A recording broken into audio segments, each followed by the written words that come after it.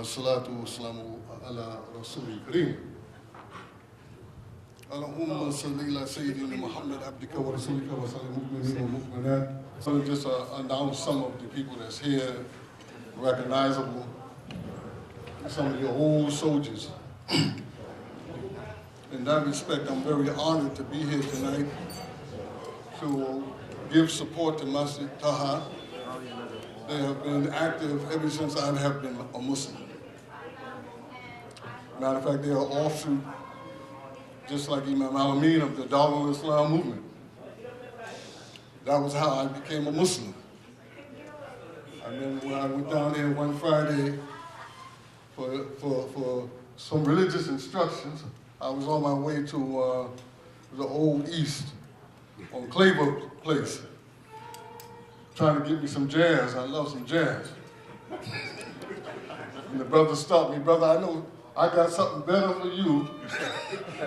You know, better than going to this jazz spot, better than hanging out, better than getting high. I said, okay, I'll go. And I went in there, and the brother who was martyred, Brother Musa, I think, right? May Allah be pleased with him, was giving dawah. Myself, we was all dressed up, we was all clean, we was ready to party. And they got all these big, muscular brothers at the door. And everybody looked at the exit and said, I'm not going that way. So I better sit down and listen. So I listened. And by the end of that discourse, everybody took shahada. But not everybody returned. Some people was glad to get out that door. We still went down to the east. But that's the mercy of Allah subhanahu wa ta'ala, is that, you know, over the course of the years of a lifetime, we have met many different brothers and experienced many different things. And those events only reinforce us in our Islam. You know, this is why when movements come on the American scene, and those movements come and they tend to move in this whole America as if there was no Islam here, then I have a problem with. Because I seen the brothers, and I seen the brothers with their affection and affinity for Islam. That was where I seen the Sunnah being practiced and respected, one way or another. I remember one brother came to one particular masjid and he said, well, I come to get my woman. I say, you come to what? I come to get my woman. And he called her all kinds of names. And so the brothers took him inside and carried him out. I said, look, this is true Islam.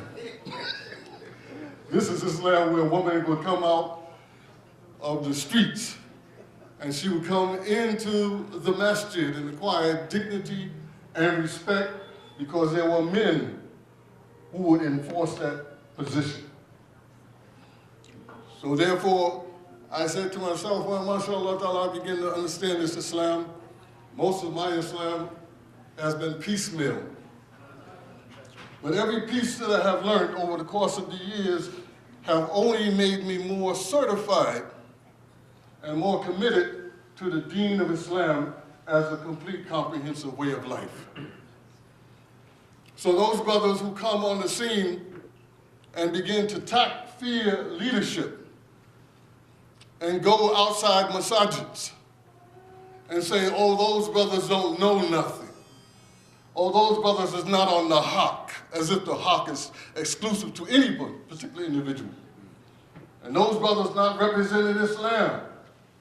I would like to say to them that Islam has always been in America.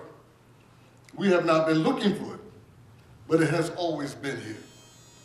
The first Quran written by Ayub bin Solomon, 3 copies of the Quran written from his own memory. He was an enslaved African in America. Do we know that? The first masjid built in America with an African Imam or African American, however you want to put it, was Muhammad Bilali. Studying the works of the Maliki fiqh, Abi Zayd, teaching Islam, developing his own fiqh book in America. Many people don't know about that. Islam during the 60s. We know all about the Darul Islam movement. But today we have Mass, we have Iqna, we have Ishna, and people tend to think that this is the only Islamic reality. And they have bypassed the leadership. The brothers who established dignity and self-respect for this Islam on the streets in the ghettos of America. This is disheartening to me. So when the Imam said he wanted me to come, I said, whatever you want me to do, I'm here for you, because I understand that reality. There was a time when no Muslim sister was walking the streets of New York City with a hijab. But those sisters that everybody laughed at, everybody mocked, everybody ridiculed, went home and took their sheets and cut their sheets and sewed the ends and wore their headpiece out on the streets with dignity and honor. And all the people in this ghetto understood that you did not put your hands on a Muslim sister. But today is not that same situation. We have situations like recently where a Muslim sister was accosted and attacked, and then the people begin to cry on the news and the media. This is disheartening. Why? Because if that had happened back during that particular time, that individual would have been found, and he would have been dealt with, and it would never happen again. This is why most of the cases that when everybody go into jail, everybody becomes a Muslim, because they know that this is how the Muslims roll. That they are men who are perpendicular to the ground, who stand up like men, and as Richard Pryor said, they are those double Muslims. You have Muslims, and you have double Muslims. He said, the double Muslims are always those Muslims looking to return to Allah. When they say Allahu Akbar, it is a good thing, but it's a fearful thing to those people who understand how that brother's going to respond. Those memories are very dear to me, because I see that in America today, these are trying times, these are critical times. Muslims crying, oh, the government is not doing this, the government is not doing that. The government has never did anything for anybody.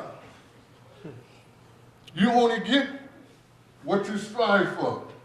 That's why I love the brother, the doctor here. He strives for that. He makes an effort. He makes an inroad. But that inroad is not for himself, but that inroad is to empower his community. We have lost sight of that. And we have lost sight of true brotherhood. Because if this was true brotherhood, this room would be more packed than it is tonight. If this was brotherhood, then brothers would be coming from all over the world, all over the country to recognize and show dignity and respect for the brother in his position. Not just being the emir from Long Island, but just because of the fact that the brother have striven in America to be able to open the masjid and to establish a community. And it still stands as a beacon of light for all of us who are making an effort to do the same thing.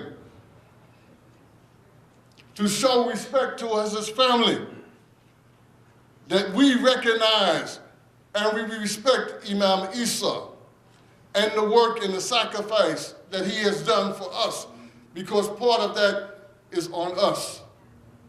We enjoy the good that comes from Masjid TaHa. We enjoy the dignity and respect that has been given to the community through Masjid TaHa or through the Darul Islam movement. When I see Imam Al-Amin, I see history. Because I remember him when we all had black hair.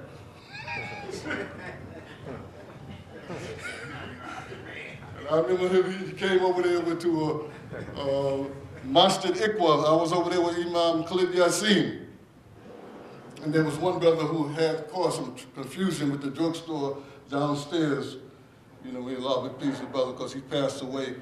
And there was an altercation in skirmish, and he came over to straighten things out. You know, and we met. But it was Masjid Ikamatadeen, Masjid Iqwa, and Mu'minun, who started the first Muslim publication in the city of New York, which galvanized the position of what is Islam in America. And we need to reprint those type of things. That was called Islamic directions. How many of y'all even heard of Islamic directions? And if you look at the material and you examine the material, Aql Sunnah wa Jama'ah. Nothing funny about it. All the things that brothers talk about today was talked about then. And if you look at Al-Jihad al-Akbar or Western Sunrise, how many of you know those publications? No, they probably know. Western Sunrise was MIB, Imam Tawfiq. I used to go over there and have me a nice piece of carrot cake and listen to some jazz because the brothers were into jazz. It wasn't a stuff of law back then. You know, we loved some jazz, and you know, they had a paper called Western Sunrise. And on that paper, and it stuck with me all my life, and every now and then I talk about it, it says, Lincoln may have freed your body, but Islam frees your mind. And that to me is what Islam is to me as a way of life.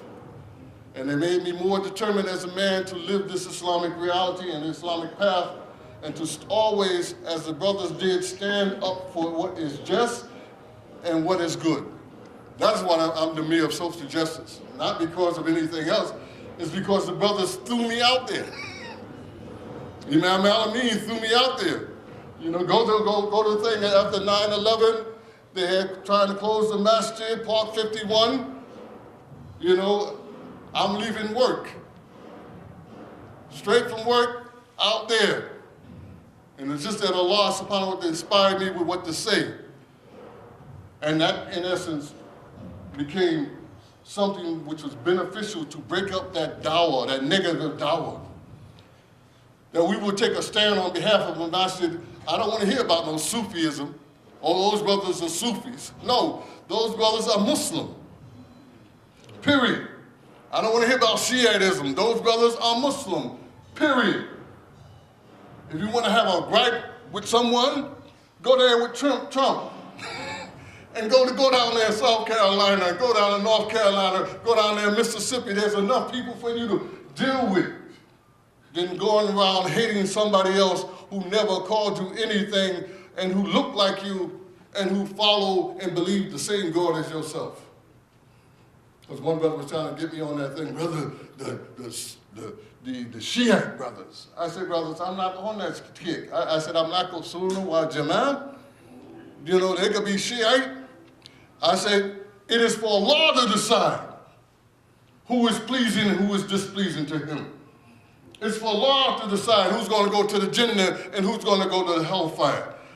I said, I'm trying to make it there. I'm sure that Shiite brother's trying to make it there, and only Allah will judge between me and him. I'm not going to hate him because you hate him. I'm not going to try to define him because you define him. I'm going to leave things alone and leave it in the hands of Allah subhanahu wa ta'ala. We in America, we got some clear enemies. And we better realize we got some clear enemies. Some people who just the very word Islam upsets them to the very core of their stomach. And they're restless day and night trying to think on ways on how they can concoct things to discredit Islam. You have to grasp all of that history that went before you. And these children have to understand the dynamics of that Islam. That this is a protracted struggle, this belief in La ilaha illallah. Miftahu jannati shahadatu la ilaha illallah. The key to Jannah is La ilaha illallah. And anyone who says that, he's safe from my tongue and my hand. I'm like Usama bin Zayd. I will never attack another Muslim. I won't even think about killing another Muslim. I'm like Umar ibn Khattab, whose last words was when Abu Lulu stabbed him and he died, he says, tell me it's not a Muslim. Tell me it's not a Muslim. That's the way I feel about it. And so therefore, when Imam Isa said it, I said, well, we got history together. So very interesting, but I'm not going to go into that all night because that'll keep us all night. And I want to thank Imam Isa for saying the food is ready, because that makes my job a lot easier. Because I know, like Imam Siraj says, don't come in between a man and his food. But I should say, Imam Isa, you should get the money first. But mashallah ta'ala, we have here the Emir, Abdul Hafiz, from the Masjid Ashura, Imam Alameen Abdul Latif from Project Allahu Akbar, Imam Siraj Wahaj from Masjid Taqwa. Of course, you know him, he's the Emir, even though he don't want to take the title. Inshallah. The man who works behind the scenes, Dr. Jaffa, inshallah ta'ala. And inshallah ta'ala, I don't know the brother here, but alhamdulillah, we will know you during the course of the night. And we got Imam Abdul Azim Khan hiding back there with the red cap from Masjid Umar bin Abdul Aziz. I don't see any other Imams here, but we have a representative, brother, from Masjid, one of the original founders of the Masjid Ashura on Eastern Parkway, Utica, Ikwa. Brother Tolerant, the Naib, inshallah. Well, you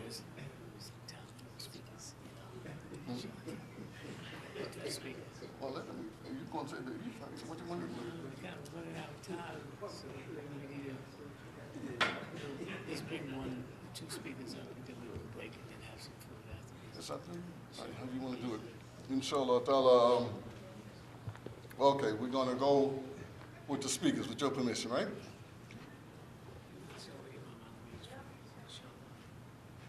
Okay, sure. Well, we kind of running out of time. We're running past time. What time is it now? 8 what? 8:20. 8:20. Okay, inshallah we can eat. We can reconvene at 8:45. So we still on time. Okay. Inshallah. So we're going to start the table. So sisters go first. Bismillah. First table in the front, and then the second table. And then we start with the brothers from the back here, and the tables here. And then we start from this side and come up. All right? Is that good enough? Actually, while you and I were talking, they were supposed to be doing that. It was one of the things that while we were occupying the time so they could eat. Okay, so we're going to try to expedite this thing so we can start and get down to the most important part of tonight's program, which is the speakers. We have the Emir from the Masjid Ashura here, and we have Imam Alameen Abdul Latif, and of course Imam Siraj, the man they say that if you squeeze a rock, he'll make blood kind of come out of it. So he's going to get that money out your pocket. So I know everybody came with the sole intention that they're going to spend in the cause of Allah subhanahu wa ta'ala. So that makes his job much easier, inshallah. Subhanakallahumma wa bihamdika, ashhadu an la ilaha illa anta, astaghfiruka wa atubu ilayk. ITV, Call of Peace, Save Humanity.